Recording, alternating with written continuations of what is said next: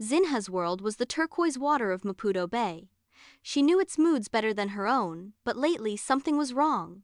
The bay was falling silent.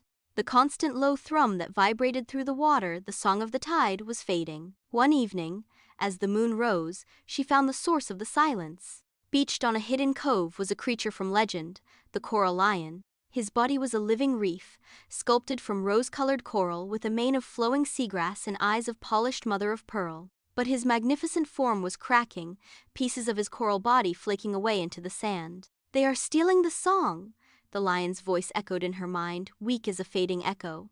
"The fishing nets, they do not just catch fish.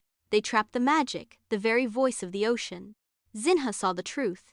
The illegal drag nets were severing the magical currents that carried the song. If the lion crumbled completely, the tide would still and the bay would die.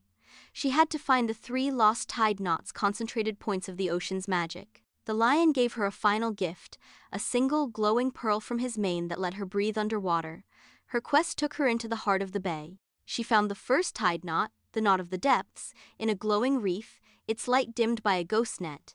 She used a sharp piece of coral to cut the synthetic fibers, freeing the knot. A deep, resonant note returned to the water. The second, the knot of storms, was hidden in a cave where bioluminescent jellyfish pulsed. It was trapped in a whirlpool created by a sunken engine block. Zinha used her knowledge of currents, moving rocks to divert the flow and calm the water, releasing the knot's powerful, surging melody. The final knot, the knot of memory, was in an ancient Swahili maritime temple, its entrance guarded by a giant, gentle grouper. The knot was hidden behind a wall of inscribed stones.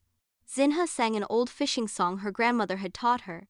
The notes resonated with the carvings, and the wall slid aside. With all 3 knots glowing in her hands, she returned to the coral lion.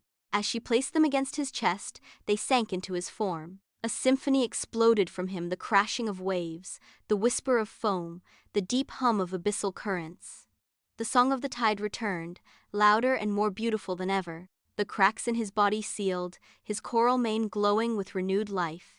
Zinha stood in the shallows, the pearl now a permanent necklace.